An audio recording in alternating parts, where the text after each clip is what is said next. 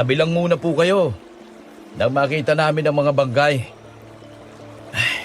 Sarge, parehong case ito ng mga bangkay na ipinakita sa atin sa morgue. Nasa 20 hanggang 30 ang edad ng mga ito. Tingin ko, konektado ito sa mga kasong to. May punto ka, Reyes. Pero mahirap pagkasumagat nang wala pa tayong matibay na ebidensya. Ang ipinagtataka ko talaga ay itong napakaraming parang mga bakat ng matutulis ng ngipin sa katawan nila. Ano kayang klaseng hayop o nilalang ang gumawa nito? Kapitan, kailan pa po nakita ang mga bangkay dito? Ngayong umaga lang yan nakita, Sargento. Pagdating daw dito ni Caberta at si Mag, na maglalabas sana, nagulat sila nang makita nila ang 3 bangkay na yan. Kaya nagsigawan na nagtakbuhan sila sa takot. Sarge, eto pa. Tingnan mo. Eto mga pribadong parte ng katawan nila. Tirik na tirik pa rin. Oo nga, Sarge. Kakaiba ang mga to. Para silang mga piniga hanggang sa maubos ang mga dugo nila.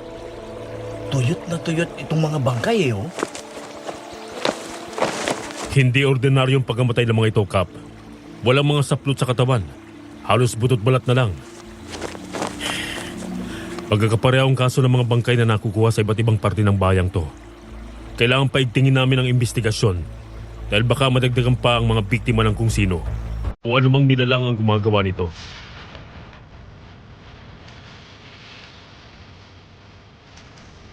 Ano ang gagawin mo kapag nalaman mong may lahi ka palang aswang?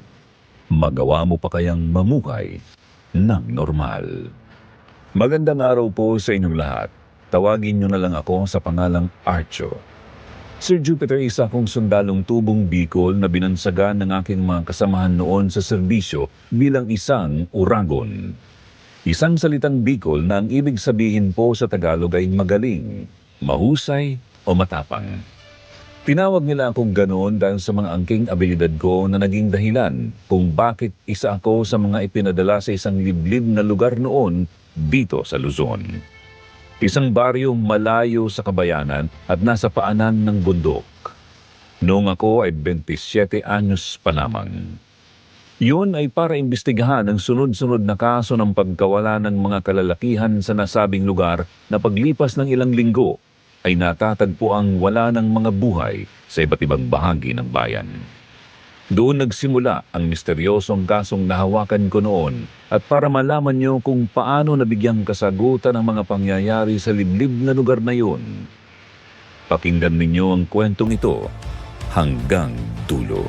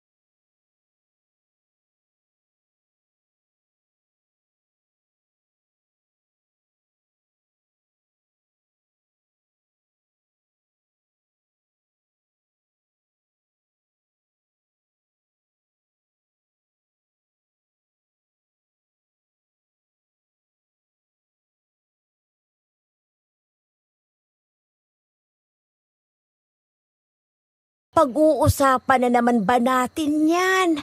Ay, halika na nga.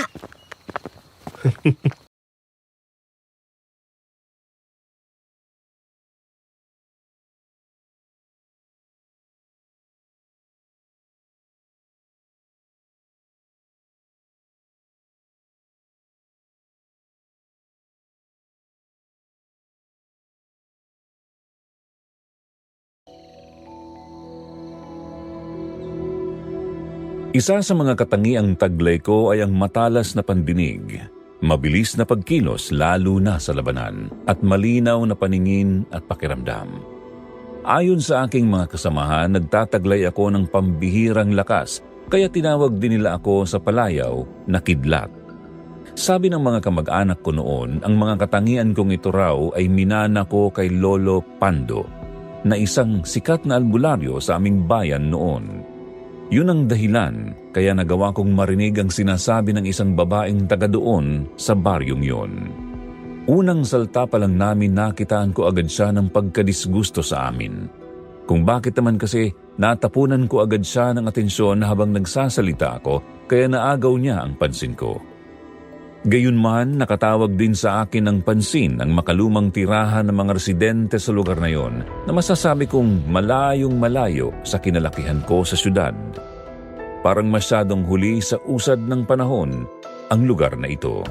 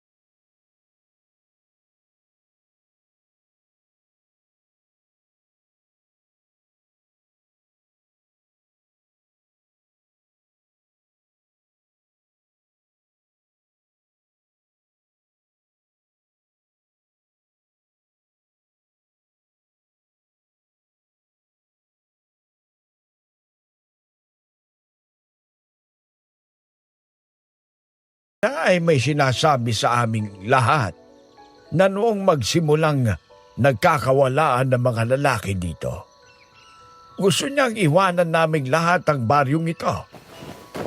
Ay kaya lang wala naman sa amin ang may gustong umalis dito. Kasi saan nga naman kami pupunta?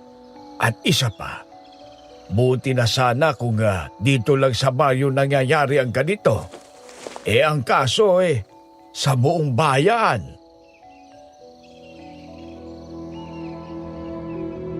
Si Helena ang babaeng suplada. Siya ang tinutukoy na albularya ni Kapitan Simon. Nagulat ako nang malaman ko yun dahil napakabata pa niya para maging albularya. Medyo nabuhay ang kuryosidad kong malaman pa ang ibang detalye tungkol kay Helena. Pero hindi ko na ipinahalata at nagpatuloy ako sa pakikipag-usap sa kapitan. Ayon sa kanya, nabawasan daw ang takot ng mga residente dahil sa aming pagdating at nagpapasalamat daw ang buong baryo sa amin.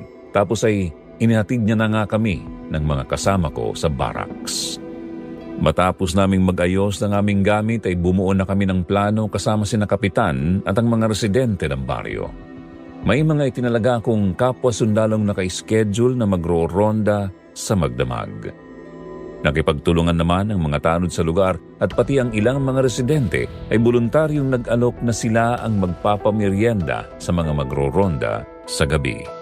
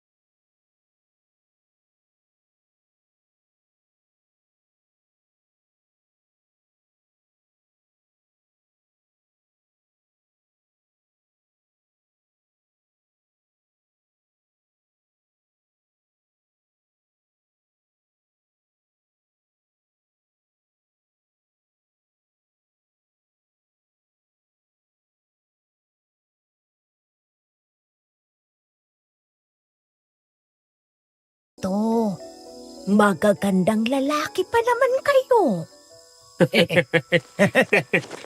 Eh, tama ho kayo dyan, Lola.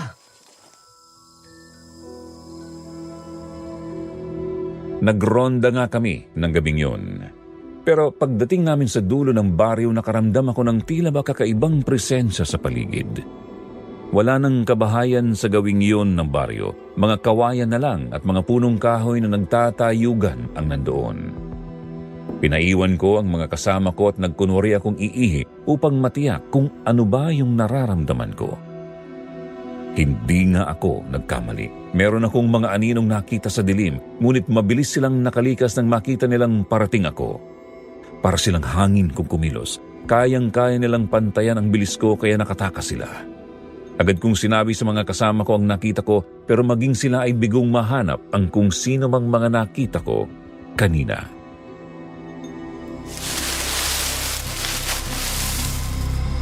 Sarge, wala talaga eh.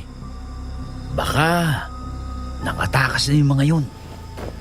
Oo nga, Sarge. Baka makukulit lang na kabataan yun na ayaw sumunod sa curfew. Kaya dito sa dulo ng baryo nagtago. Akala siguro nila hindi tayo magroronda dito dahil wala ng mga bahay dito. Siya nga naman, Sarge. Tsaka sabi ni Basti kanina, yan daw ang pasos ng ilog. At bundok na ang kabila. Wala naman kaming narinig na pagkilos sa ilog.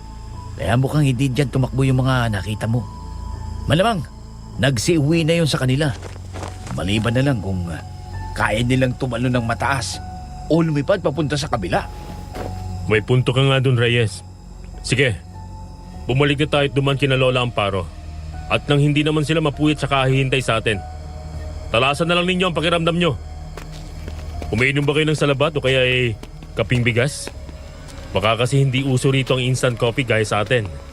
Baka ganun ang ihain sa atin ni na Lola Amparo. Wala sana mag-iinarte sa inyo, ha? Masarap naman yun. May ganun bang kape, Sarge? Parang masarap nga yun, Oh, ay, yan na pala si Lola Amparo. Inaabangan na yata tayo. Ay, nandiyan na pala kayo mga iho. Halina't nang makapagkape kayo. Saktong bagong gawa ko labang itong kaping mais. Tayo na. Pasok. Sige na. Wow, talaga po, Lola.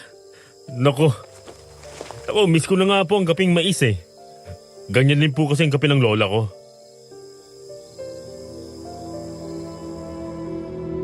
Sa loob ng kanilang bahay ay nadatnan namin si Helena na nagpapausok ng mga dahon ng langka. alagaw at suha sa kusina ng kanilang maliit na bahay. Kahit may uling sa ilong at pisngi ay mababakas pa rin ang gandang taglay nito. Matalim ang mga tinging ipinukol sa amin ni Helena. Alam kong ayaw niya sa amin, lalong-lalo na sa akin, sa hindi ko malamang dahilan. Parang kumukulo ang dugo niya sa tuwing nakikita niya ako. Napapansin pala ito ni Baste, kaya natatawa lang siya sa asal ni Helena na panay ang irap sa amin.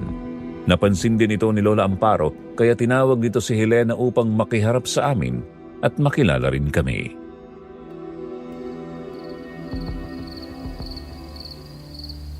Halika muna dito, Apo, at ang makilala mo naman sila.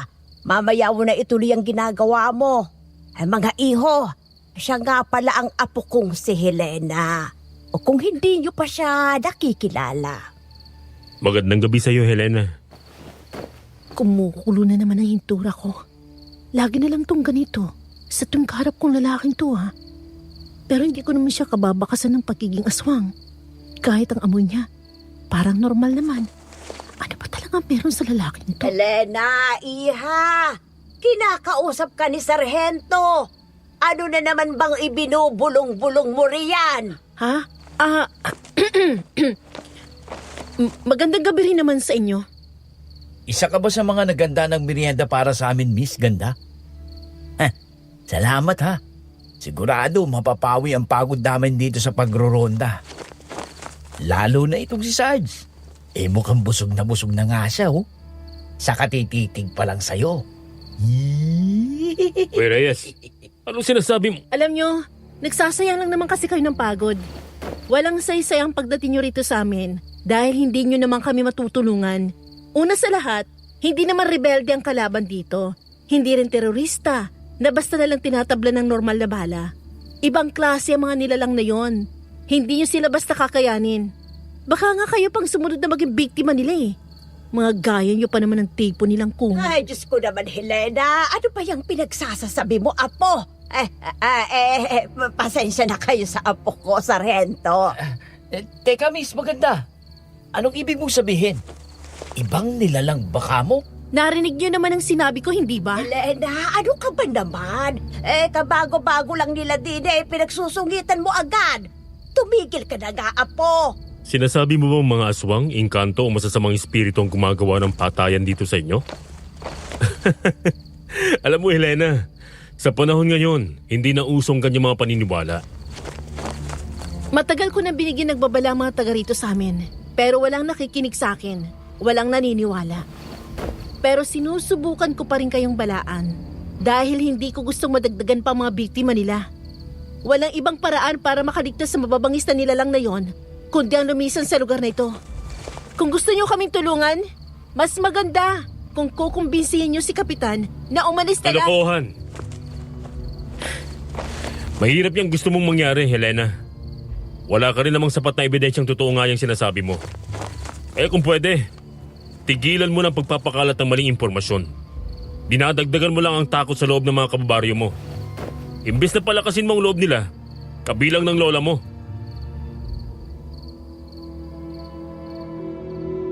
Pinabulaanan ko ang sinabi ni Helena, hindi dahil hindi ako totoong naniniwala sa kanya, kundi dahil ayokong kumpirmahin yun, lalo na at may ibang nakakarinig. Gaya ng sabi ko, wala pang sapat na ebidensyang magpapatunay sa sinasabi ni Helena, pero sa totoo lang, naniniwala talaga akong pwede ngang may katotohanan yun base na rin sa hitsura ng mga natatagpuang bangkay. Habang nagsasalita si Helena ay sa akin sa titig na ipinagtataka rin ng dalawa kong kasama, Sir Jupiter. Ayon kay Helena, karamihan sa mga nawawalang lalaki ay magaganda ang pangangatawan at mga gwapo. Noon pa raw niya nararamdaman na aswang ang salarin sa mga nagaganap, ngunit walang naniniwala sa kanya. Pinapaalis na niya ang mga taga rito upang hindi madamay, ngunit walang nakikinig. Maging si Lola Amparo ay ayaw ding lisanin ang baryo.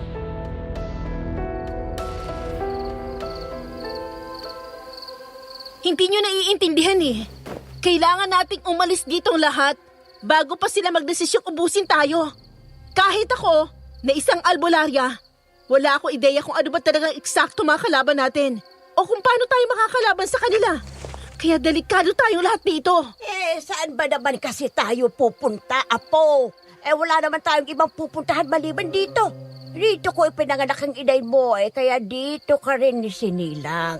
Kaya dito na rin tayo magwawakas. Hayaan niyo po, Lola. Magkakaroon din po ng katahimikan dito sa inyo. Magkakaroon nga. Kung may magagawa kayo. Pero sa bagay baka nga ayaw mo rin talagang tulungan ng mga tao rito. Dahil kagaya ka rin nila, aswang. Anong? Lola, papasok na ako sa kwarto. Pambihirang babaeng yun. Napagkamalan pa akong aswang? Sarge, ano daw? Hindi ko narinig yung huling sinabi niya Ang mabuti pa, hayaan nyo na lang si Helena, mga iho. Huwag na ninyong intindihin pa ang sinabi niya. Talagang ganyan lang siya. Dahil malaki ang pag-aalala niya sa akin at sabing mga kabaryo. Hay, alam nyo kasi, matagal din siya lang ang naging sandigan ng mga taga rito. Buhat nang mawala ang lolo niyang orihinal na manggagamot ng baryong ito. Kaya siguro, ganyan na lang siya kung magprotekta sa amin ngayon. Iniisip niya sigurong kargo niya kami dahil siya ang nagmana ng kakayahan ng lolo niya. Hayaan niyo na ho yun, Lola. Wala ho sa amin yon. Oo nga po. Ang sarap po ng kape niyo, Lola Amparo Salamat po dito. Oo nga ho pala, Lola. Salamat po sa kape. Magro-ronda na po kami ulit. Masyadong mainit ang hangin dito sa inyo. Salamat po ulit, ha? Hindi nyo man lang natikman itong sumang kamoting kahoy na ginawa namin na. Dadaling ko na lang po, Lola. At nang may makain kami habang titigan sa mga aswang mamaya. Kasama pala namin. Salamat po. Umalis kami nila Lola Amparo na laman pa rin ng utak ko ang sinabi ni Helena. Medyo nakukonsensya pa ako na kinontra ko sa kanina, pero kailangan kong gawin yun dahil sa totoo lang, hindi naman talaga ini-entertain ng mga kagaya kong militar ang mga haka-haka tungkol sa aswang. Baka lalo kaming hindi makahanap ng ebidensya kapag nagkataon, kaya nanahimik na lang muna ako. Pero pabalik na kami ng barracks nang makarinig kami ng sipol mula sa kakahuyan, katatapos lang ng pagro-ronda namin noon. Nagkatinginan kaming tatlo ni na Reyes at Baste. Mabilis na nagkasa ng baril si Reyes at itinutok ito sa pinanggagalingan ng sipol. Si Kuya Baste naman ay parang asong nabahag ang buntot sa takot. Tinutukan ko ng flashlight ang gawing pinanggagalingan ng sipol. Halos tayuan ako ng lahat ng buhok ko sa buong katawan dahil sa nakita namin, isang babae ang nakasandal sa puno. Walang saplot. Ibinaba ni Reyes ang baril at lalapitan sana ang babae nang makita kong may mga kasama ito. Kumikilos sila sa dilim. Kaya duda kong hindi sila nakikita ng mga kasama ko. Nakaramdam na ako ng panganib sa mga sandaling yun.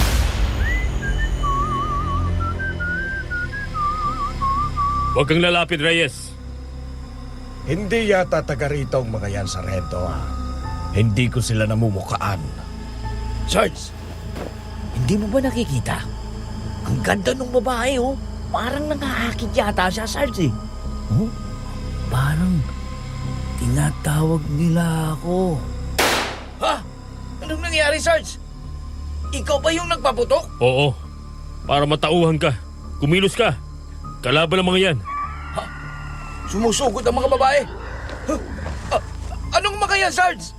Ang gagandang babae pero yung mga ngipin, parang kagaya sa mga pating. Sa ulo mo patamaan, Reyes. Kuya Baste, umatras ka muna sa likod. Tama nga si Helena. Aswang ang kalaban natin dito. Mga kasama, paulanan niyo sila ng bala! Yes, sir!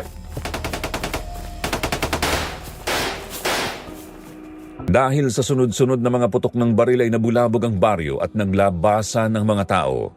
Maging ang mga tropa namin ay napasugod din, pero sobrang bilis na ng takbuhan ng mga kalaban. Hindi ko akalain na ang gandang ipinakita ng mga babaeng yun ay may kakayahang makaakit kapag natitigan nila sa mata ang isang lalaki.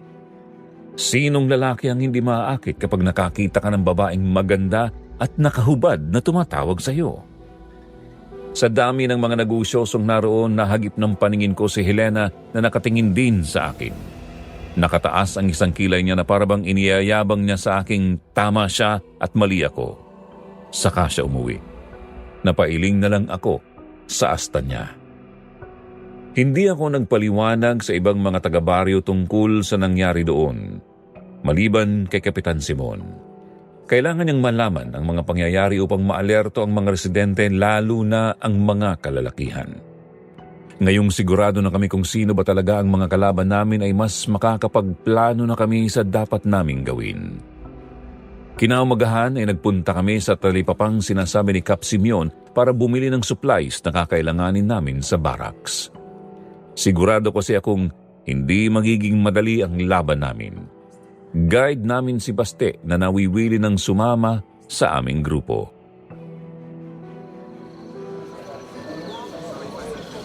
Sige, kumuha na kayo ng mga kailangan natin. Mag-iikot lang ako. Sarge, hanap ka rin ng tawas kung meron dito. Baka may madaanan ka. Baka magkabaktol na ako dito. Ubus na yung dala ko. Sira ulo ka talaga, Lopez. Sarge, asin tsaka bawang dead, bibili na ako. Datamihan ko na ha. Sige, Reyes. Mabuti pa nga. O sige, mauna na ako sa inyo. Magkita na lang tayo mamaya. Ay, nandito ka rin pala, Sargento. Ay, anong bibilhin mo? Kayo po pala, Lola Amparo. Bibili lang po kami ng mga supply para sa barracks. Kayo, mamimili rin ho? Ay, hindi. Nagtitinda kami ng gabi at kamoting kahoy dito. Bilang kabuhayan naming maglola. Doon, sa gawin ng gulayan kami nakapwesto. Ganun ho ba? Sumabay na po kayo sa amin pabalik sa baryo. Kapag naubos na ho yung paninda nyo, doon ho naghihintay si Reyes sa bukana.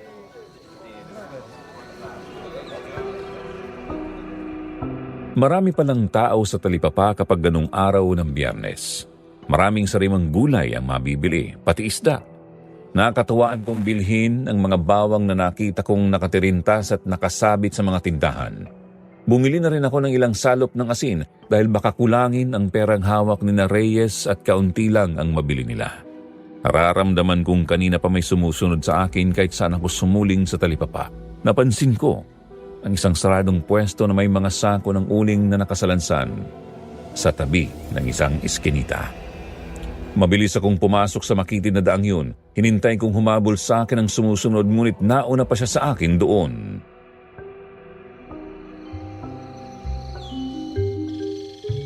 Ako bang hinahanap mo, sundalong aswang? Ikaw? Ikaw pa lang kanina pa sumusunod sa akin.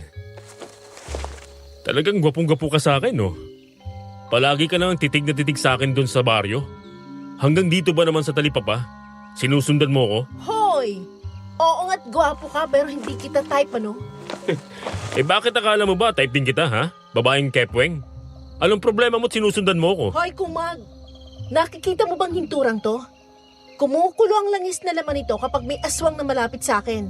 Gaya ngayon. Tingnan mo! So, ibig sabihin yan, aswang ako kaya kumukulo yan. Sa tingin mo, kung aswang ako, mahahawakan ko yung bawang na to? Kaya naman tong salop-salop na asin na binili ko. Kung talagang albularya ka, dapat alam mo yun. Oo nga, no? Pero bakit kumukulo pintura ko? May mali ba rito sa ginawa kong langis? Maling-mali ka talaga, Aling Kepweng. Palpak yung hintura mo. Akala mo lang mahusay kang albularya pero hindi. Hindi. Kaya nga mag-practice ka uli ng mga seremonya at orasyon mo para hindi ka nang bibintang. Ako? Aswang? Patawa ka. Apo, Sargento, ano bang ginagawa niyo dito? Ubus na ang mga paninda natin, iha. Halika na't umuwi na tayo. Kanina pa kita hinahanap. Naiwan na tuloy tayo ni Casidro sa kakahanap ko sa'yo.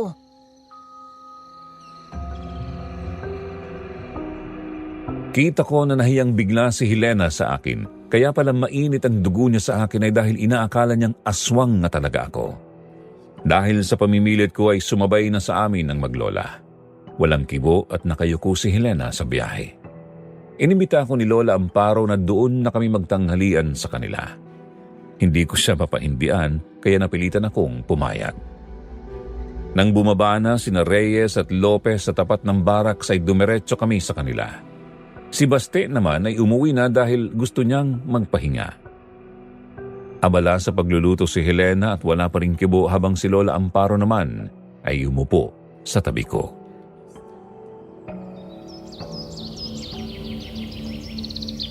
Pagpasensyahan mo ng apo ko, Sargento. Talagang malaki ang bilib ni Helena sa kanyang hintura. Dahil lolo niya ang nagturo sa kanya kung paano gumawa noon. Alam niyang may aswang na malapit sa kanya.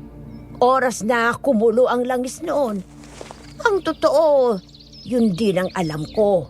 Kaya nga nagugulan din ako kung bakit kumukulo nga yung hintura kapag malapit ka. Ganun po ba? Huwag po kayong malito. Helena, pwede ba kitang maabala? Pwede naman. Ano yun? Halika muna dito. Magdala ka ng platitong puti kung meron kayo. Tsaka yung tinik ng suha na pinauusukan nung nagdaang gabi. Ito. Aanin mo bang mga to? Upo ka muna. Akin na yan. Buksan mong hintura at patakan ng langis ng makabuhay ang dugo ko. Ha? Ano bang... Basta't sundin mo na lang ang sinabi ko. 3 patak ng dugo mula sa aking daliri ang ipinatak ko sa platito. Sinunod naman ni Helena ang sinabi ko at sunod niyang hinaluan yon ng langis ng hintura. Nang magsanib ang dugo ko at ang langis ng hintura, humiwalay ang dugong pula sa puti at patuloy ang pagkulo ng langis. Ngunit hindi ito nagliyab. Alam ni Helena na kung dugo ng aswang ang mahaluan ng langis ng hintura ay otomatikong dapat itong magliliyab. Habang wala namang dapat reaksyon ng langis kung sa dugo ng isang normal na tao ito, mahahalo. Nakita kong napakunot ang loo ng maglola nang makita nilang kakaiba ang reaksyon ng hintura sa dugo ko. Patuloy lamang itong kumukulo hanggang sa muling naghalo ang dugong pula sa puti. Nagkatinginan sina Helena at Lola Amparo. Para hindi sila malito, doon ko inamin ang mga ipinaliwanag sa akin ng aking lolo Pando noong maging ako ay nagtataka sa katotohanan ng aking pagkatao. Dahil albularyo din sa amin si Lolo, marami siyang nakalaban na iba't ibang elemento, simula noong siya ay binata pa. Sa isa sa kanyang mga engkwentro, nakalaban ni Lolo Pando ang isang aswang na sinasabing pinuno ng mga lahi na tinatawag na asbo. At nagtamo siya ng malalang sugat. Kinailangan niyang masalinan ng dugo, kung hindi ay ikamamatay niya yon. Ang dugong isinalin sa kanya ay mula sa isang kinari, isang lahi ng mga aswang diwata na kaibigan ni Lolo Pando.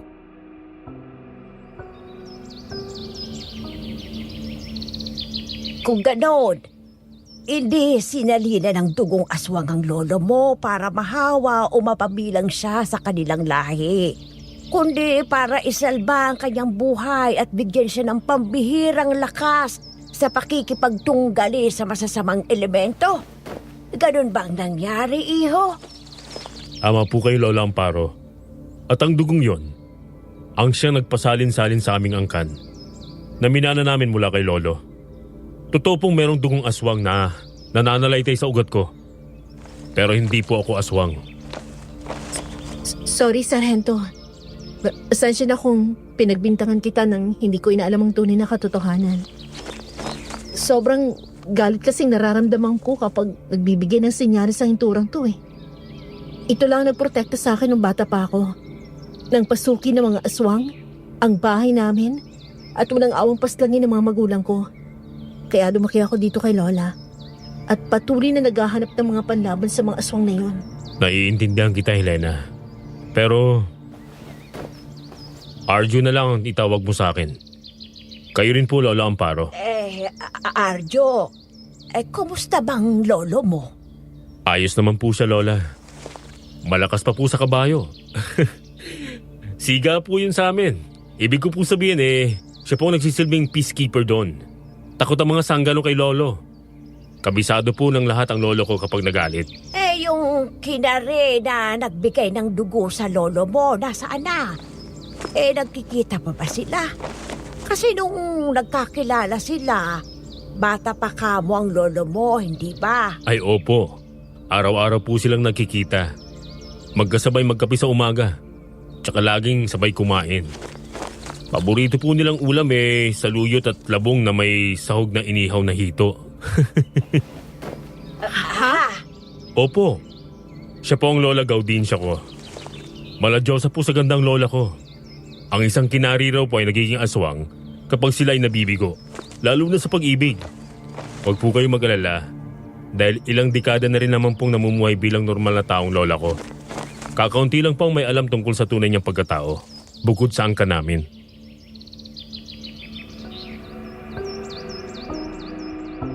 Hindi sila makapaniwala sa mga sinabi ko noong una, pero kalaunan ay nakumbinsi ko rin sila. Napatunayan ko sa kanila na ang dugong aswang ko ay ginagamit ko sa kabutihan dahil ganun din ang mga lolo at lola ko. Simula nang malaman ni Helena ang katotohanan sa katauhan ko, nagbago na rin ang pag-uugaling ipinapakita niya sa akin. Nang sumunod na gabi ay ang grupo ni Lopez naman ang mga inatasan kong magronda, kasama si Mang Tino, isa ring tanod sa nasabing lugar. Habang nagro-ronda ang tatlo ay nasa lubong nila si Kuya Baste.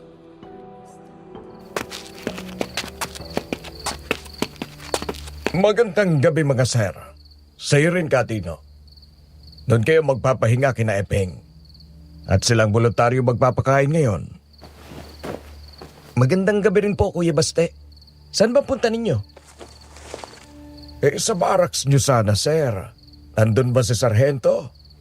May usapan kami ngayon Naku, wala po. Nandun kina Helena. Kanina nga hapon pa. Ayos.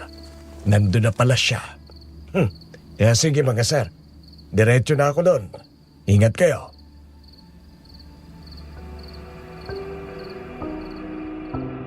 Mabilis na nakagaanan ang loob ng tropa namin ang mga taga-baryo, lalo na si Kuya Baste. Palibhas ay matandang binata, kaya madaling isama kahit saan o kaya'y madaling mautusan.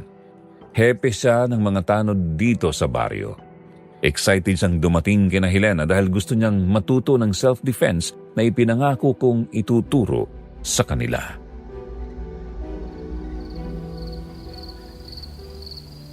Late na yata ako Hindi naman masyado. Halika na dito, Kuya Baste.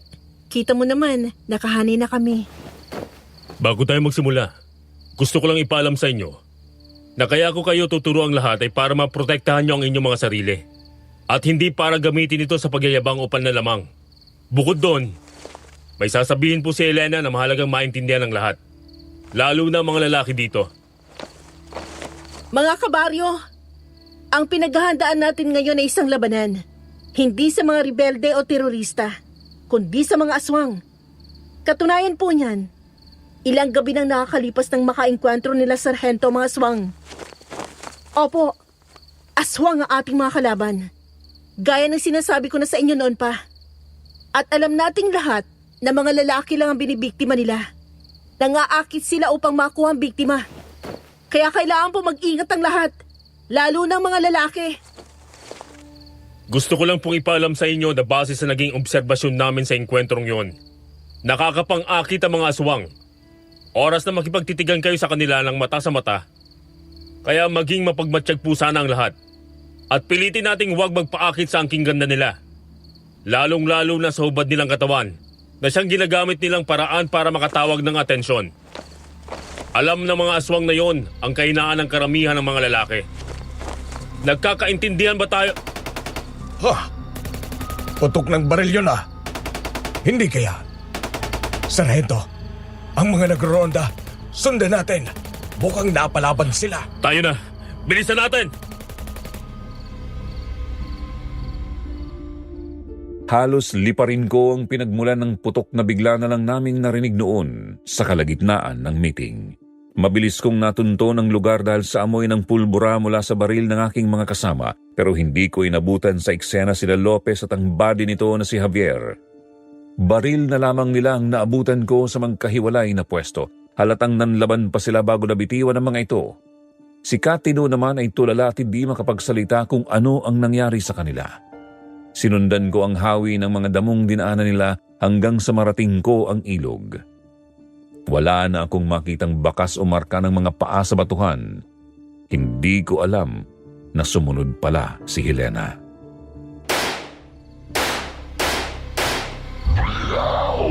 Bakit sumunod ka pa? Delikado dito. Tayo na. Alam kong delikado. Kaya nga ako sumunod eh. Baka kasi mamaya pati ikaw eh. Pati ako ano. Eh, Ay, tayo na nga, Helena. Wala na akong makitang bakas. O pala tandaang dito sila dumaan. hindi. Arjo, may kalaban pa sa paligid. Nararamdaman ko sila. Oo, tama ka. Teka lang ha. Ikaw nang humawak nitong flashlight ko. Arjo, mukhang malapit na siya. Oo, papalapit pa lang. Kaya huwag kang palatang nararamdaman mo siya. Sige. Helena, malapit na siya. Isa. Dalawa. Yuko, Helena! Lunukin mo ang bala ko! Salot! Diyos ko, napatay mo ba? Oo, akin na yung flashlight. Ayun o, sabog ang ulo. Ibig sabihin, sa ganitong kahubaran nga talaga nila inaakit ang mga ano? Ikaw na kolokoy ka. Pinapasandahan mo pa talaga ng ilaw ang hubad na katawan ng impaktang yan, ha? Ang silosa mo naman. Ipinapakita ko lang naman sa iyo eh.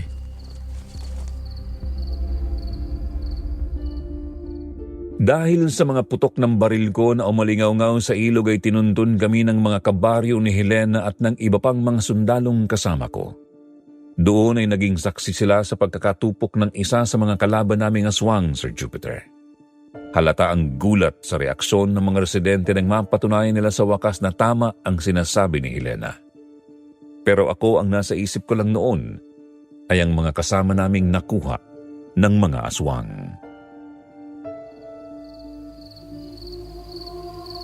Sarge, ilan sa mga kasama natin ang nakuha nila? Ano kaya ang ginagawa ng mga salot na yung kina Lopez sa Tabier? Bukas gagalugarin natin ang bundok sa kabila ng ilog. Maaaring doon lang sila nagkukuta. Si Katino. Kasalukuyang ginagamot ni Helena at Lola Amparo. Hindi pa makapagsalita eh. Alam kong nagkulat siya sa mga nakita niya. Mga sir, Oh, Kuya basta ikaw pala.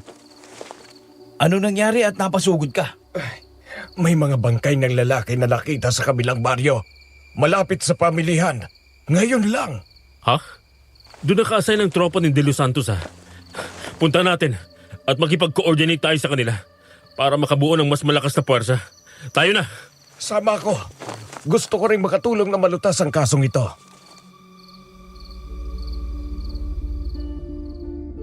Mas malala ang sinapit ng mga biktima sa kabilang baryo, Sir Jupiter. Hindi sila basta pinaslang dahil makikita sa katawan nila ang mga latay at kagat at iba pang indikasyong pinahirapan sila. Pero ang pinaka-nakaka-alerto ay ang ginawang pagputol ng mga pagkalalaki nila. Ganun pa man ay walang nikatiting na patak ng dugo ang lumabas mula doon. Sinaid ng kanilang dugo bago sila itapon. Nakipagkita ako sa aming major dahil doon at pinag-usapan namin ang kaso. Pumayag si Major sa aking mga suwestyon. Bumuo kami ng plano para malutas ang kaso. Pagbalik namin sa baryo, tumuloy kami kina Helena para kumustahin si Katino.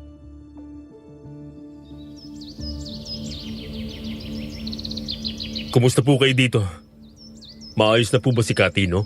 Oo, iho. Maayos naman na siya at nakapagsasalita na.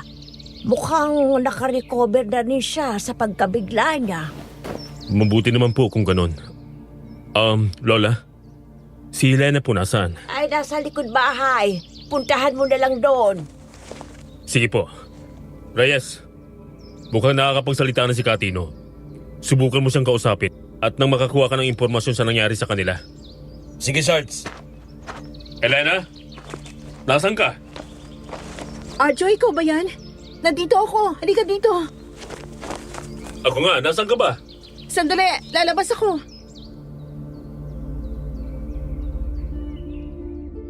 Lumabas si Helena mula sa kumpulan ng mga kawayan sa likod ng kanilang bahay. Isinama niya ako papasok pagkatapos. Doon ko nakita ang mga sandatang panlaban sa mga masasamang elemento na pagmamay-ari daw ng kanyang lolo. Pamilyar sa akin ang mga yon dahil may ganun din ang lolo ko. May mga hanay din doon ng malalaking garapong may lamang iba't ibang kulisap at mga pinatuyong dahon ng mga halamang gamot.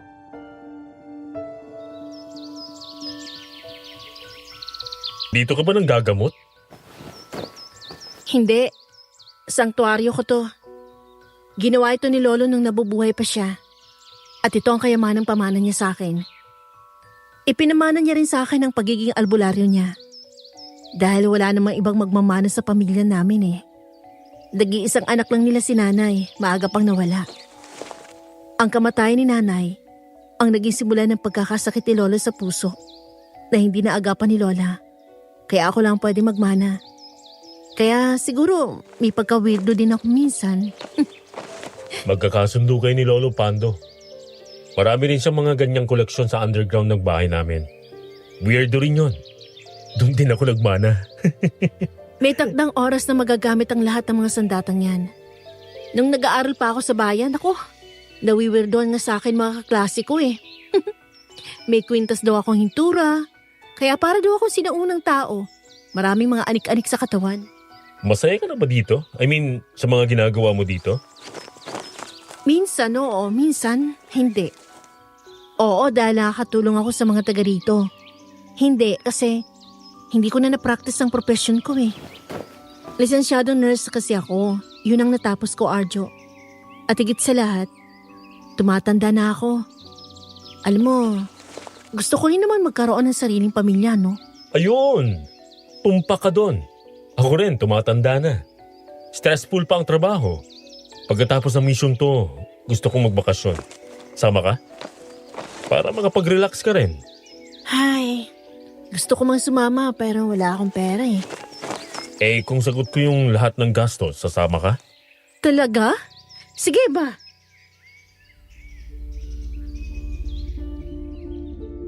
Sa kabila ng nakaka-stress na sitwasyon ngayon, medyo napapagaan ang loob ko dahil sa magandang pakikitungo sa akin ni Helena.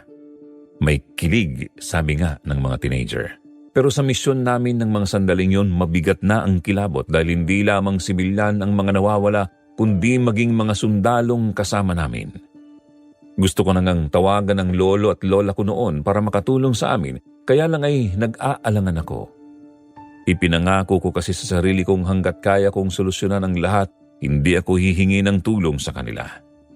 Kaya pinag-aralan kong mabuti ang report tungkol sa mga biktima, ganun din ang mga naobserbahan ko, pati na ang mga sinabi ni Katino noong gabing kinuha nila sina Lopez at Javier.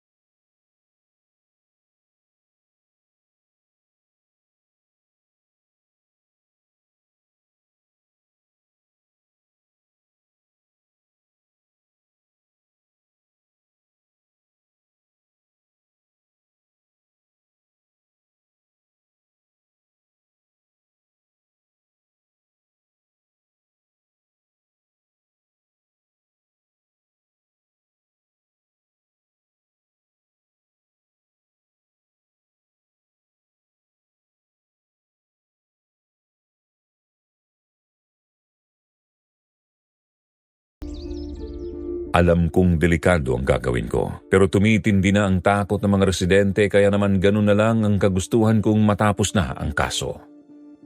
Isang gabi, hindi araw ng ronda ko noon pero parang wala ako sa sariling sumama sa mga magruronda.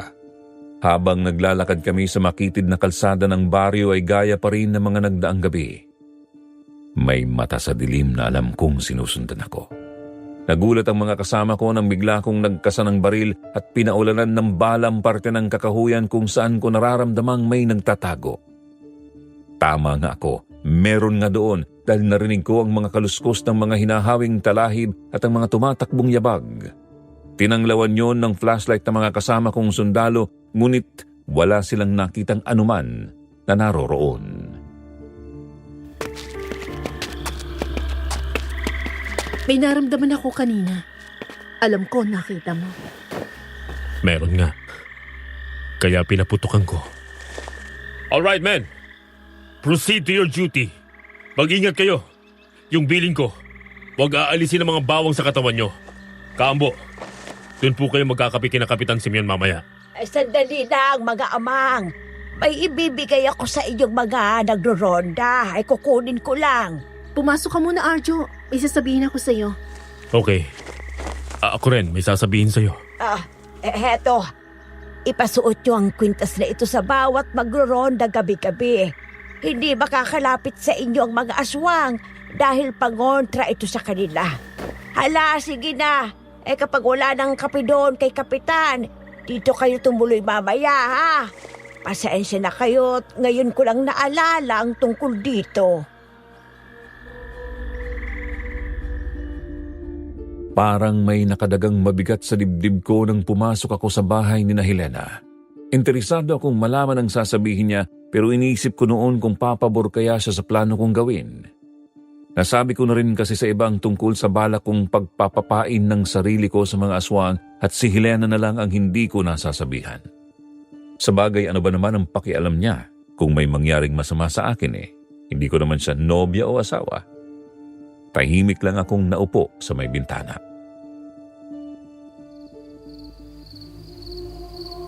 Parang nakakapanibago ka yata, Sargento. May sakit ka ba o may sumasakit ba sa'yo?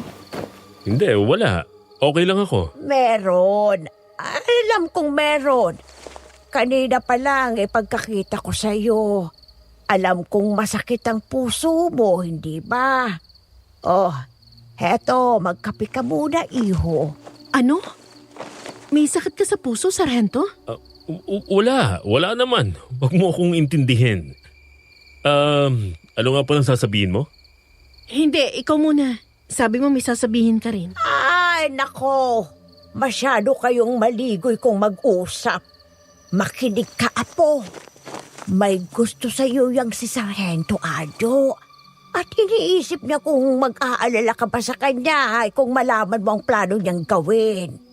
Mahal ka kasi niya, apo. Lola naman. Pakiramdam ko'y pinamulahan ako ng mukha sa sinabi ni Lola Amparo. Kumbinsido na akong manghuhula nga siya. Pero sa isang banda, mas okay na yun, di ba, Sir Jupiter? Nakapagtapat ako ng damdamin nang hindi na ako nahirapan pa. Pero alam kong nahiya rin si Helena dahil mas mapula ang mukha niya ng mga sandaling yon. Pero may ngiting napayuko siya. Ngayon, hinihintay ko na lang ang sagot niya. Habang tila ba may nagdidribble sa dibdib ko, naramdaman kong muli na malapit lang doon ang mga matang kanina pa nagmamasid sa akin. Napansin ko rin ang kumukulong hintura ni Helena sa kanyang dibdib. Alam kong nararamdaman yun ni Helena pero binabaliwala lang niya dahil hindi ito makakalapit sa bahay nila. Gawa ng mga pangontrang nakalagay sa bakod ng bahay. Wala pa rin magsasalita. Gusto ka rin ng apo ko, Arjo. Hindi nga yan makatulog sa kaiisip sa'yo Humahaba rin ang liig niya sa katatanaw sa labas dahil hinihintay ka. O ayan, alam nyo ng pareho. O sige na, dyan na muna kayo gagawa pa ako ng latik para sa kalamay ko. Lola! Sandali. Helena, totoo ba yung... Ay, Oo na. Oo, totoo yun. Huwag mo nga akong tingnan ng ganyan. So, nopya na kita? Ano? Ang bilis mo naman. Ayaw mo ba? Sabi ko na nga ba eh. Hoy, pwede ba? Huwag mo akong daanin sa pagsimangot mo. Eh kasi naman, mabilis na kung mabilis. Gusto ko lang naman magkaroon ako ng mas matibay na dahilan para hindi ipahamak ang sarili ko sa planong gagawin namin. Ano ba kasi yung planong sinasabi mo? Sinabi ko kay Helena ang tungkol sa napag-usapang plano. Doon ko nakita ang pagguhit ng matinding pag-aalala sa mukha niya. Dahil doon napapayag ko siyang maging kami na kahit pa nga napakabilis ng mga naging pangyayari sa aming dalawa. Binigyan niya lang ako ng rason para mas ingatan ang sarili ko dahil alam ko nang may maghihintay sa aking makabalik ng ligtas kung sakali. Sinagot niya ako, kaya naman tuwang-tuwa ako. Alam niya raw kasing gagawin ko ang lahat para lang matupad ang misyon ko, kaya naman yun na lang din ang paraan niya para isalba ako.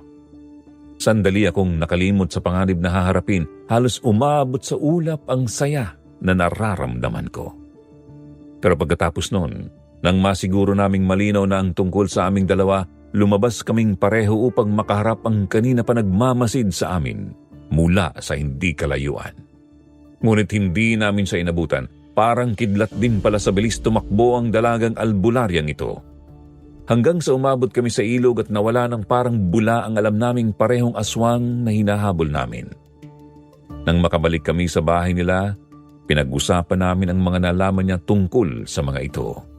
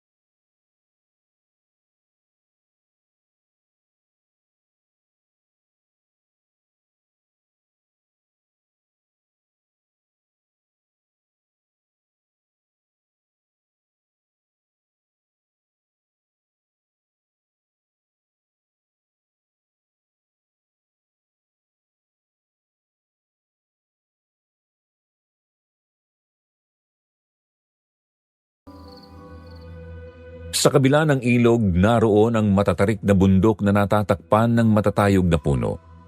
Madulas ang mga batong nababalot ng lumot, pero sanay kaming mga sundalo sa ganoong lugar. Hindi lang kami sanay sa panganib na dala ng mga hinaharap naming kakaibang elemento. Mas mapanganib sila, mas pamangahas at mas agresibo kaysa sa mga normal na taong may hawak lang na baril. Bago pa sumikat ang araw, ginalugad na namin ang kabundukan. Biglang nagbago ang isip ni Helena tungkol sa mga plano ko at ayaw na niyang sumang-ayon noong una, kaya hindi ko siya napigilang sumama sa amin. Bilang kapalit, para lang makumbinsi ko siya. Alam kong may sapat siyang kakayahan na makipaglaban sa mga kalabang nakaamba sa amin. Hindi naman siya mapagkakamalang babae sa sundalong kasuotang ibinigay ko sa kanya. Sa kabila ng bundok na nakaharap sa dagat ay nakita namin ang isang sasakyang pandagat na nakadaong sa paanan ng bundok. Makaluma ang estilo. Binaliwala namin yon dahil natuon ang atensyon namin sa bunganga ng kuweba. Kasabay nun ang mga senyales na may aswang doon batay sa hinturang suot ni Helena. Malamang ay tulog ang mga bangkilan.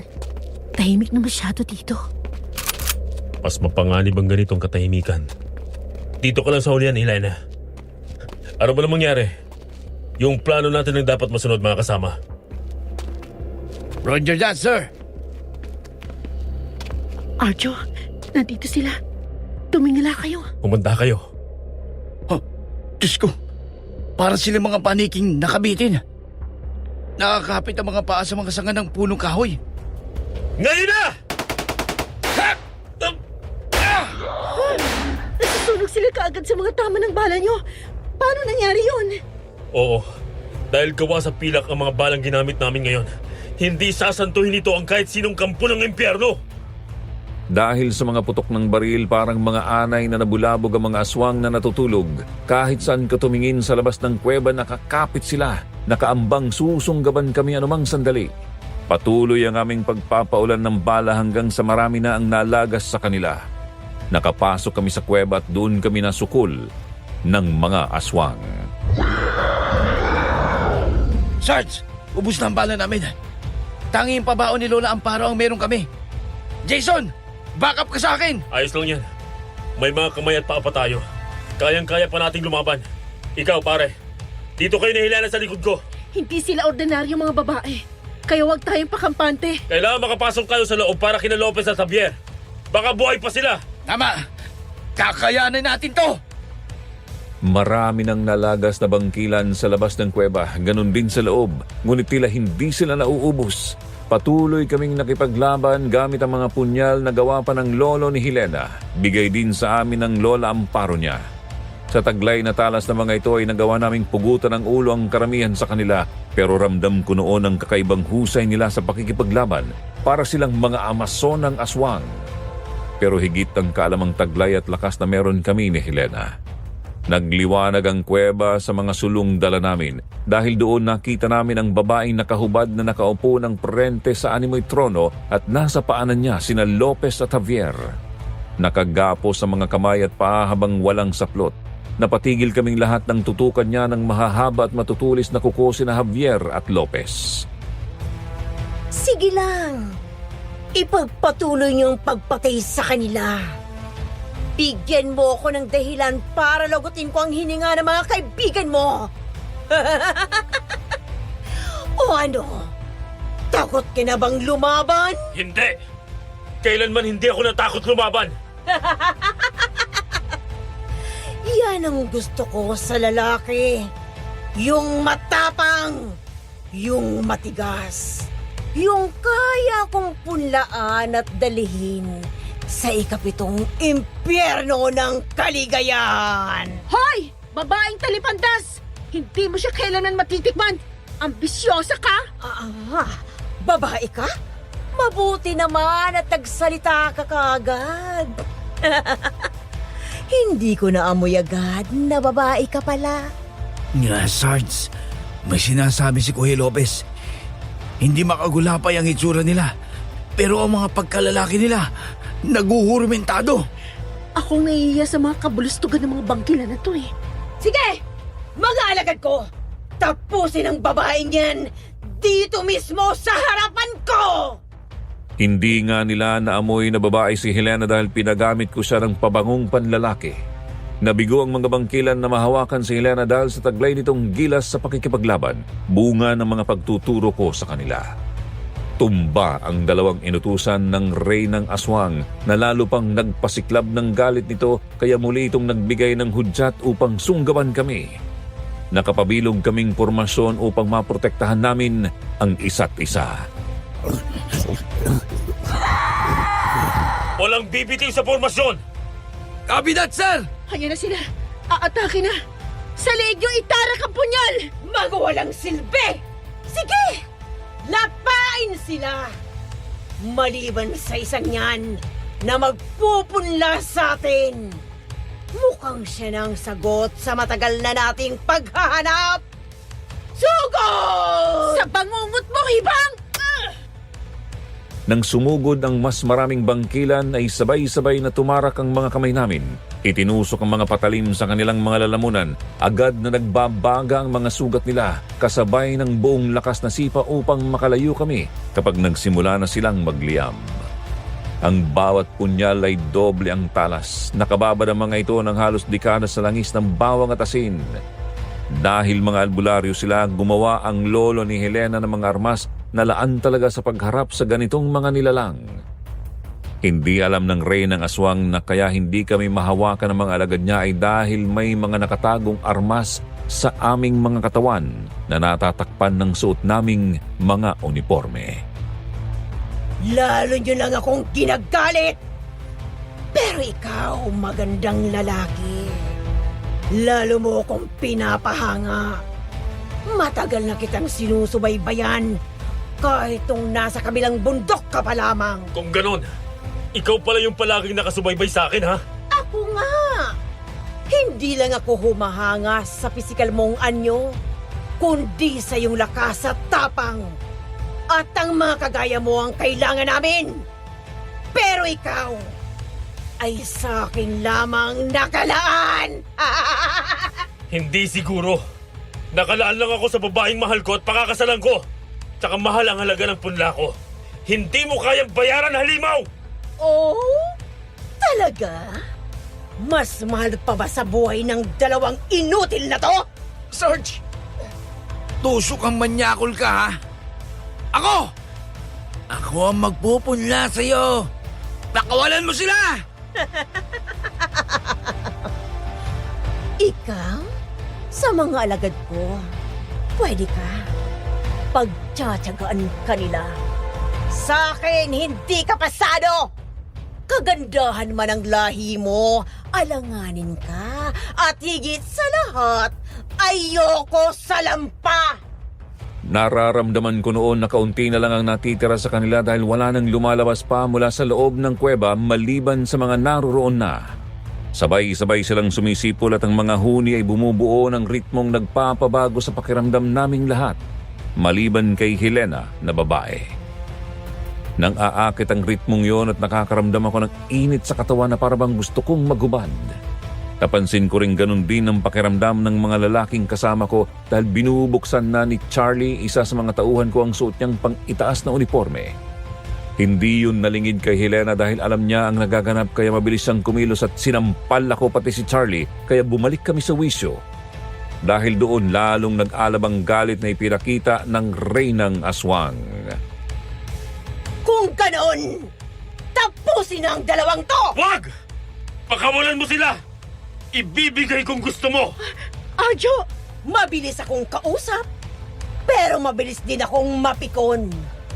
Lumapit ka dito sa akin at sa harap mismo nila. Gagawin natin ang pagpupunla mo sa aking sinapupunan. Kapag nasa normal na anyo ang mga bangkilan ay magaganda sila.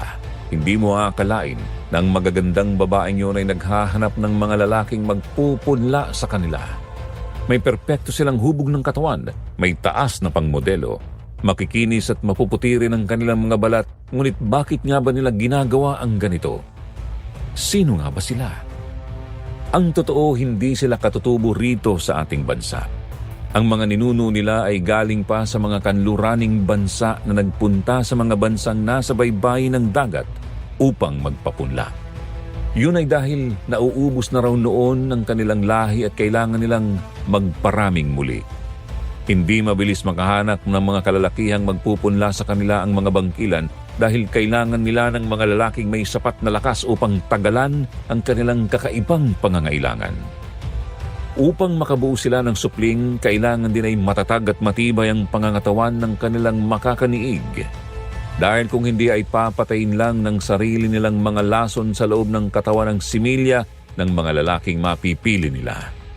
Yan ang mga sinabi sa akin ng Reynang Aswang. Mahihina ang mga punla ng maraming kalalakihan. Dahil pinahihina ito ng inyong kahayukan sa mga nakakalasing na inumin.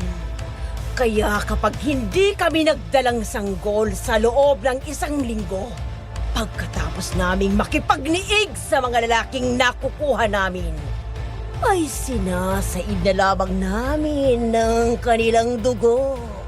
Pamatid uhaw hanggang sa sila ay malagutan ng hininga. Sige, pakawalan mo na sila para magawa mo na sa akin ang gusto mo.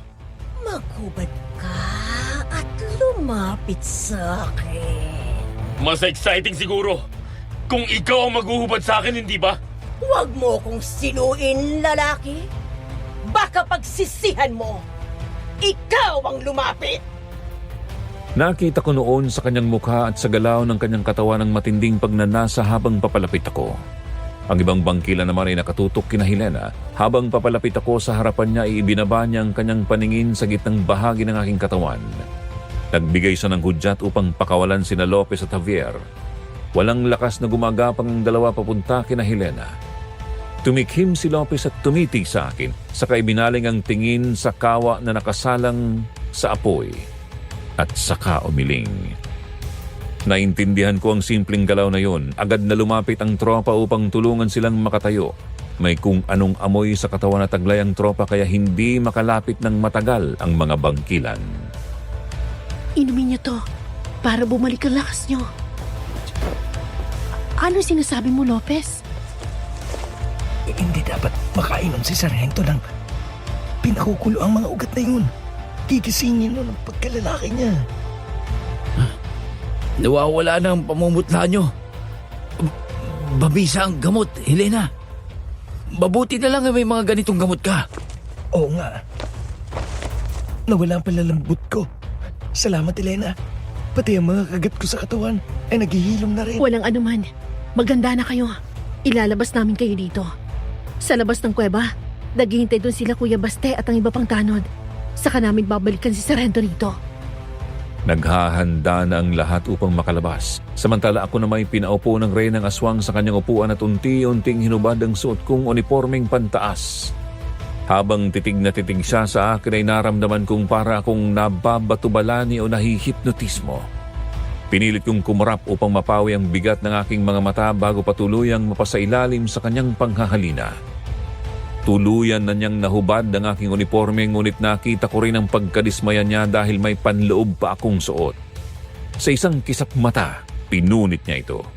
Naririnig ko ang mga sinasabi ni Helena kaya hindi ako nakaramdam ng pag-iinit ng katawan ngunit kailangan kong magpanggap na tinatablan ako.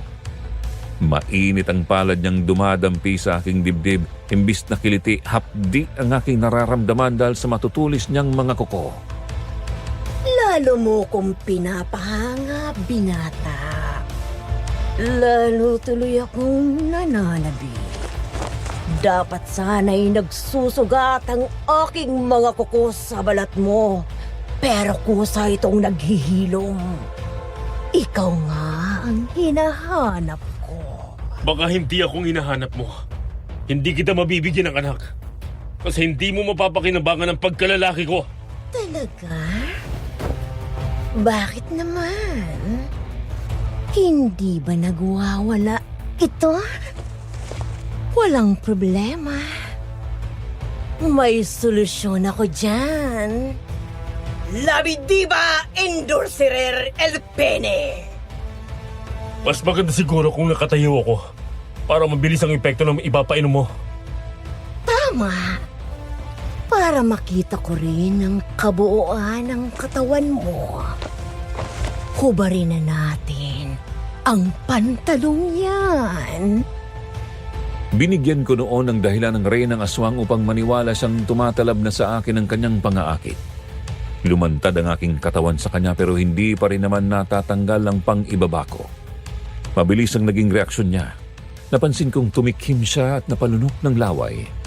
Nang binalingan ko si Helena ay napayuko ito at bumubulong na parang bubuyog. Papalapit ang bangkilan na may dalang saro na ipapainom sana sa akin ngunit nadulas ito at nadapa dahil hindi maalis ng bangkilan ang titig nito sa akin. Tumapon ang laman ng isang saro nang makatayo ito ay isang malakas na sampal ang inabot mula kay Yelma. Malakas ang babaeng ito, Sir Jupiter. Tumalsik ang bangkilan malapit sa kawa ng pinakukulo ang mga ugat ng halaman na nasa tungkong bato. Doon ko nakita kung gaano talaga sila kasabik na magpapunla dahil mukhang nag-aagawan pa sila sa mga nagiging biktima nila. Ito na ang hinihintay kong pagkakataon. Ang siya mismo ang magsimula ng tensyon sa loob mismo ng kanilang kuta. Mabilis kong isinuot ang aking pantalon at pangitaas ng uniforme habang abala ang reynang aswang sa pagwabala. Dinaluhong na rin ni Helena ang mga bangkilang nakabantay sa kanila. Sakto namang nakabawi na ng lakas sina Lopez at Javier kaya nakalabas ng kuweba ang tropa. Hinagisan ko ng 2 granada ang kuweba at gumuho ang bunganga nito. Sa palagay ko'y nagsarado ang lagusan. Handa rin naman sila Kuya Baste sa labas na kung may hahabol pa ay pauulanan nila ng mga sibat.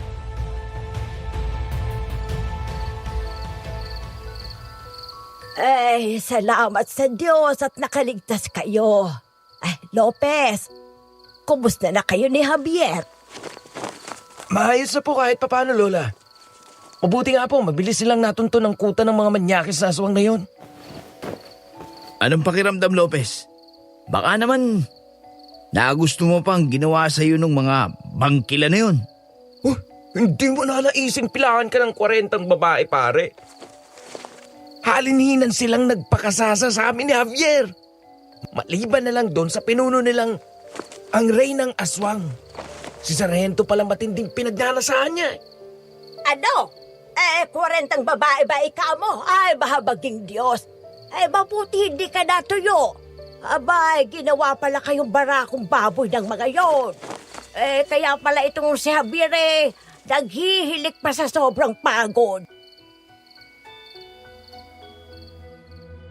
Dumiretso kami ni na Kuya Baste sa provincial camp para magbigay ng report. Mahaba ang naging usapan namin ng provincial director. Hindi naman nagaksaya ng oras ang komanda at mabilis na pinagbigyan ng kahilingan ko. Pinauna ko nang umuwi sa baryo si na Kuya Baste kasama ang iba pang mga kasamahan naming sundalo. Bumalik kami sa kuta ng mga aswang at ang bunganga ng kuweba ay pinasabog namin upang matiyak na kung meron mang natira sa loob nito ay maaabo na. Hindi pa kami umalis sa baryong yun sa Jupiter. Lumipas pa ang ilang araw ng pagbabantay at pag-oobserba. Ginalugad na rin namin hanggang sa kabilang bundok at naghahanap ng mga palatandaan kung meron pang natirang mga bangkilan. Sinisiguro kung nalipol na nga lahat ng mga kalaban. 1 linggo na din ang nakalipas na wala nang nababalita na nawawalang mga lalaki sa bayan. Upang ipagdiwang ang katahimikan, nagkaroon ng mga piging sa mga baryo. Salamat sa inyong lahat at sa mga magigiting nating mga tanod. Kay Helena na sumama pa sa labanan at kay Kaamparo na nagbigay ng mga sandatang nagamit nila. Salamat! Naku, wala yon, Kapitan. Maliit na bagay. Ang totoo nun, ang bida talaga dun ang pinasuot sa amin ni Lola Amparo. At yung mga bawang na nakatirintas na nasa loob ng aming mga uniforme. Hindi kami masagpang ng mga aswang dahil dun Sige na, kumain na tayo bago lumamig ang mga pagkain. Ay, ikaw Javier, kumain kang mabuti nang makabawi ka ng lakas. Ay, teka, may parating na sasakyan ng mga sundalo. Haya na si Sargento. May kasama pang ibang mga sundalo. Magandang araw po sa lahat. Makakasama sila sa ibang unit na naka-assign sa mga karatig baryo. Tuloy po kayo. Kain muna. Hindi na ako nakaupo, naghilahin ako ni Helena papunta sa likod bahay nila. Isang mahigpit na yakap ang binigay niya sa akin. Ang maghapon at magdamag kong pagod ay biglang napawi dahil doon. Nabigla man ako dahil hindi ko inaasahan yun ay mabilis naman akong nakabawi at sinagot ko ang yakap ni Helena. Naupo kami sa upuang kahoy sa ilalim ng malawak na lilim ng punong mangga. Oh, bakit ngayon mo lang ako niyakap? Nung lumabas tayo ng kuweba, hindi mo ako pinansin Kasi galit na galit ako nun. Alam kong nagsiselos ka nun dun sa yelma na yon. Kasi naunahan ka pang mahawakan ng katawan ko, no? At gustong gusto mo naman. Pati pantalon mo, hinubad mo pa. Di naman kasama yun sa plano Mas maganda ka pala kapag nagsiselos kang ganyan. Halika nga rito. Kung makayakap ka dyan. Teka, in fairness ang bango mo kahit 4 na araw ka na hindi naliligo. 4 na araw ka dyan. 1 linggo na kaya.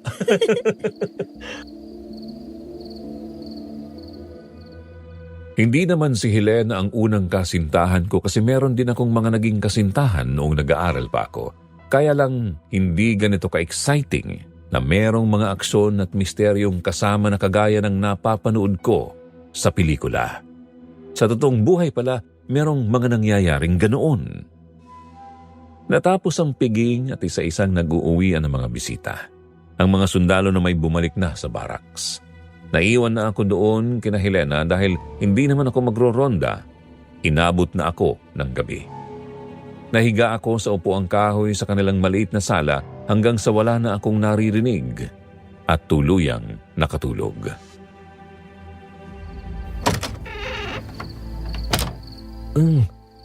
Elena, ano ka ba naman? Bakit naman kung kailan ako natutulog tsaka ka nangahalik dyan? Teka lang. Apurado ka namang alisin ang sando ko eh. Baka mapunit. Sayang naman. Bago lang to. Hindi mo naman kasi kailangang magdamit pa dito. Tayong dalawa lang naman ang nandito. Teka lang, Helena, ano ka ba? Baka mahuli tayo ng lola. Ayaw mo ba akong pagbigyan, mahal ko? Ayaw mo ba sa akin? Siyempre gusto. Kung ganun, di hayaan mo akong gawin ang gusto ko sa'yo.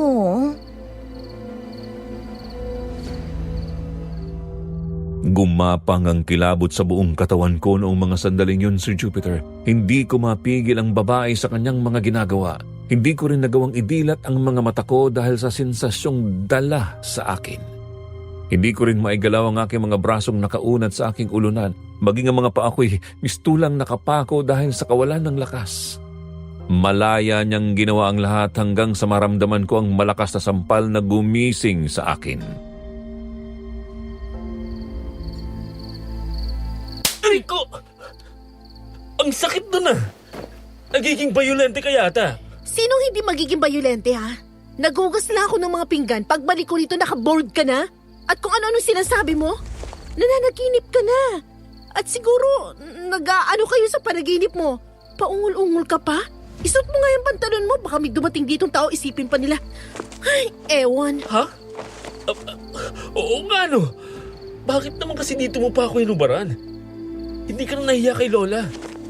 Dito mo pa ako ginagawa ng masama? Hoy, Mr. Natividad, kahit nobyo kita, hindi kita pagsasamantalahan, ano? Hindi ako yung manyak ng Rey ng Aswang. Noon ko naisip na ang Rey ng Aswang nga ang babae sa aking panaginip dahil hindi ito nahihiya sa mga mapang-akit niyang salita, sa pagiging agresibo nito at sa pagnanasang sexual sa akin. Ayaw akong tantanan ng babaeng yon at kahit nasaan ako, gusto niya akong maisahan. Nahiya rin ako pagkatapos noon. Uuwi na sana ako para sa barracks na lang ipagpatuloy ang pagtulog ko. Ngunit hindi na rin ako pinauwi ni Lola. Hindi na rin ako muling nakatulog kaya lumabas ako upang magsigarilyo. Maliwanag ang sikat ng buwan kaya medyo relaxing magtambay sa tarangkahan ng bahay ni na Helena.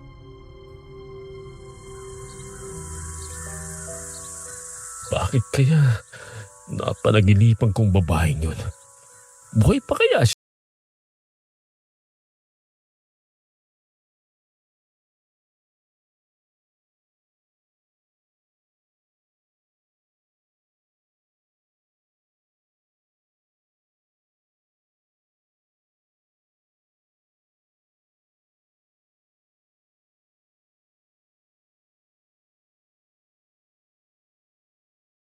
Puyat ka. Kung ako lang.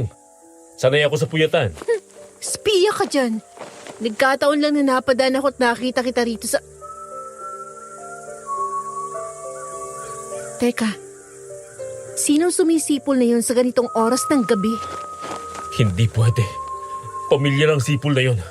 Bangkilan lang ang narinig kong sumisipol ng ganon. Huwag kang lalabas dyan, Helena. Tama ang hinala ko. May kalaban nga sa paligid at malapit lang dito. Ramdam ni Helena yon dahil sa kanyang hintura. Muling may sumipol sa kanang direksyon ko. Bakanting lote yon na may nagtataasang mga talahib. Sa kaliwang direksyon naman medyo malayo ang distansya ng kapitbahay ni na Helena. Nagkunwari akong walang naririnig kaya nagsindi akong muli ng isa pang sigarilyo. Habang nakayuko akong nagbubuga ng usok nakita ko ang sumisipol. Nakasuot ito ng itim na balabal. Tumayo ako kunwari nagjijingle malapit doon upang matiyak kung hindi lang ako na mamalikmata.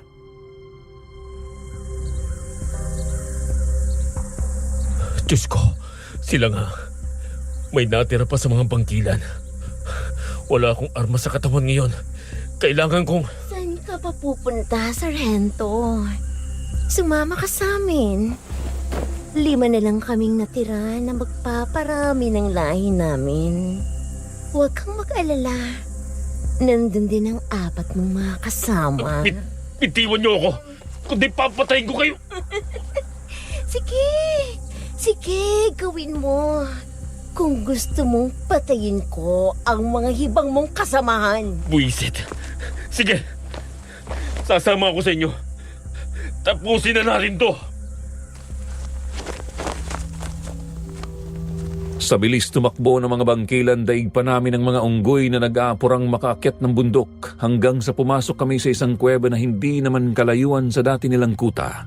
Mga sulu ang nagbibigay liwanag sa loob ng kuweba. Totoo ang sinabi ng Rey ng Aswang. Nandoon nga sina Reyes, Lopez, Javier at Charlie. Mga walang saplot, nakatali ang kanilang mga kamay sa ulunan samantalang magkakahiwalay na nakatali ang kanilang mga paa. Sarge, hindi namin alam kung ano nangyari at nadala nila kami rito. Pinausukan lang kami, Sarge. Makapal na usok ang pumasok mula sa bintana ng barracks. Tapos, nakatulog na kami. Pagkagising namin, nandito na kami. Anong nangyayari sa dalawang yan at parang mga asong ulol na? May pinainom sa amin kanina. Hindi nila nakayanan ng init na katawan. Kaya nagkakaganyan. Sarge, anong gagawin natin? Ayoko mong maranasan ulit ang ginawa nila sa akin. Kung makakaligtas pa tayo rito, titigilan ko na talaga pagbababae. Manda kayo. Nakaya na natin sila noon. Magagawa ulit natin yun ngayon. Pare-pareho na kami ng posisyon noon. Alam kong kahit painumin pa ako ng anuman, hindi yun tatalab sa akin. Pumasok pa sa loob ng kuweba ang mga bangkilan at nang bumalik sila, dala nila ang mga kawayan na lalagyan ng likidong ipinainom sa mga kasama ko. Bukod sa 5 bangkilang nasa harapan namin, wala nang iba pang naroroon. Hinarap kami ng mga ito at inalis ang mga balabal na suot nila para akong nakakita ng mga zombie na kagaya ng mga napapanood ko sa pelikula. Titigan niyo kami. Nasisiyan ba kayong makita kaming ganito na ang mga hitsura namin? Dapat lang sa inyo yan. Sa dami ng mga naging biktima nyo. Lapastangan! Hindi na kayo makakalabas dito hanggat hindi kami nakasisigurong nagdadalang aswang kami. Pagbabayaran niyo ang lahat ng pinsalang ginawa niyo sa mga kalahi namin! Sige! Simulan na! Sarge! Si Javier! Parang hindi na yata humihinga. Hindi pa siya nakaka-recover sa pinagdaanan namin. Halos lunurin nila kami sa pagpapainom ng kung anuman ang likidong yun. Ngunit wala yung naging epekto sa akin dahil ayaw ng isip ko kaya hindi rin tumalab sa aking katawan. Sobrang galit ng Rey ng Aswang dahil hindi ako tinablan. Kinuha kong pagkakataon ng pagka-agresibo ng mga bangkilan na alam kong mahihina na rin. Nang sa wakas ay maluwagan ko ang pagkakatali ng mga kamay ko, doon ko inatake ang Reyna at sinunod ko naman ang mga kasama niya. Mabilis kaming nakapagsuot ng mga pantalon habang nangingisay ang 3 bangkilan na nabasag ang ulo dahil sa ginamit kong matalim na batong pinulot ko sa gilid. Ang Rey ng Aswang at isa pa'y namimilipit sa sakit dahil pati sila'y pinatamaan ko sa ulo. Siniguro kong sa lakas noon ay mababasag ang bungo nila. Maraming sugat sa katawan ng mga bangkilan dahil sa pagsabog ng granadang naihagis ko sa kuweba. Hindi pala sila nakalabas doon hanggang pinasabog uli ng bomba ang kuweba. Sobrang galit ang naramdaman ko nang nasawi si Javier. Hindi kinaya ng puso niya ang matinding kahayukan na dulot ng kung anumang ipinainom sa amin ng mga aswang. Kaya pinasan ko siyang palabas ng kuweba. Nangihina na rin ako. Nahihirapan ako huminga. Sarge! Nandito na tayo sa labas, Lopez. Kapit lang! Mag-complete tayo dito sa nakabuwal na puno. Dali. May tumarating. Sarge! Sarge! Bumagsak na rin si Charlie. Charlie! Charlie! Bangon! Malapit na tayo sa ilog, oh. Pagkabila natin dyan, makakabalik na tayo sa baryo. Sarge, papalapit na yung mga yabag! Nakatutok ako ng tingin sa pinanggalingan naming kuweba kung ang mga yabag ay sa nakabangong bangkilan doon. Kahit na tinatawag ako ni Reyes ay binaliwala ko siya dahil alam kong mas mabangis sila ngayon dahil sa mga sakit ng katawang nararamdaman nila. Ang yabag na paparating ay nagmumula sa aming likuran.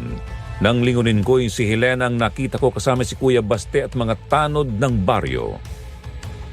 Paano mo nalamang nandito ako? Sana hindi ka na sumunod dito. Sinundan ko ang mga bakas nyo kanina. Dati akong dito ka dinala ng mga sumisipol sa'yo. Teka, wala nang pulso si Javier, Arjo. Si Charlie din hindi na humihinga. Hindi kinaya ng puso nila. Pilyo din sila sa babae. Pero mabubuting tao sila. Hindi nga alam ng mga asawa nila na kasama ko sila dito. Kaya kailangan bigyan ko ng saysay ang kamatayan nila. Kung ganon, may nabuhay pa pala sa mga aswang na yon. Opo, Kuya Baste. Buhay pa ang reyna nila. Eh tayo na. Baka maabutan pa nila tayo rito. Hindi.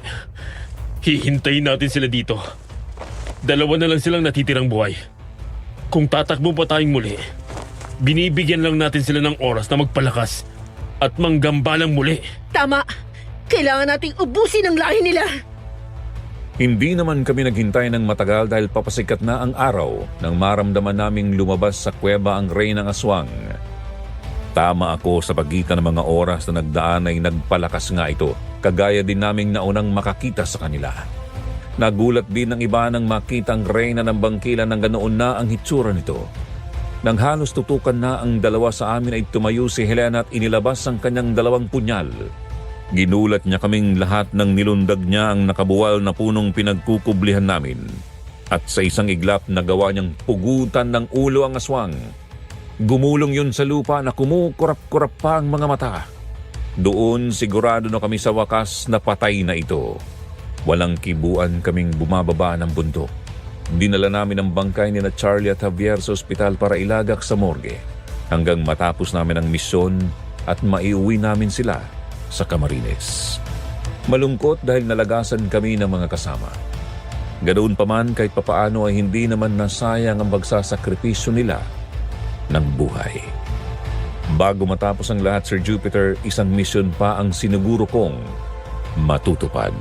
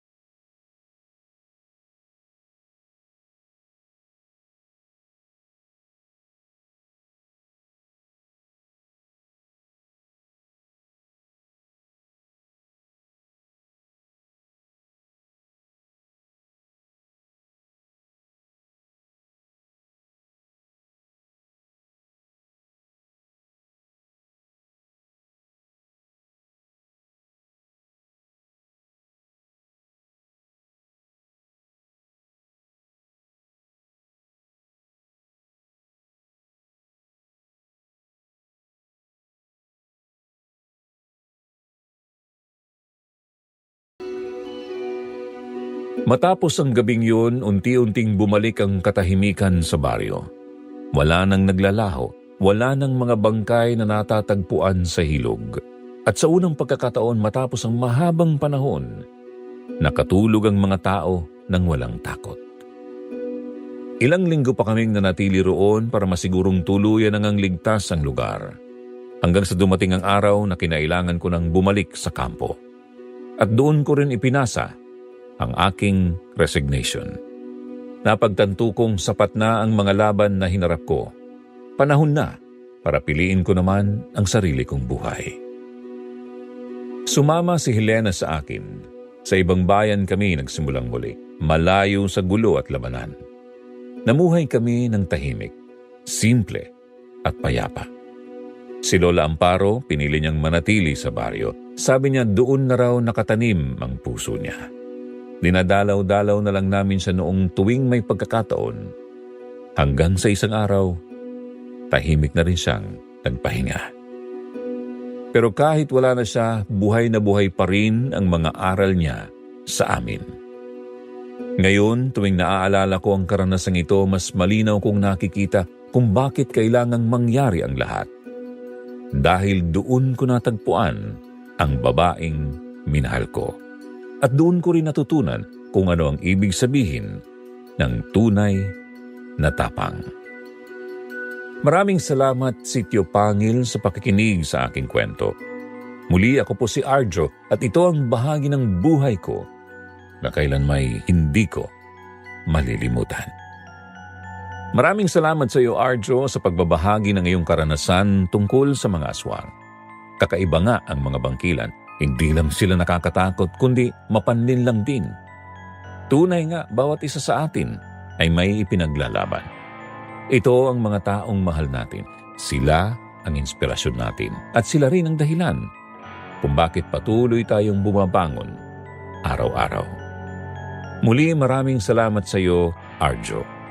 At sa inyo namang mga tagapakinig, kung mayroon din kayong mga kakaibang karanasan tungkol sa aswang o kababalaghan na may aral na kapupulutan, maaari niyo itong ibahagi sa amin.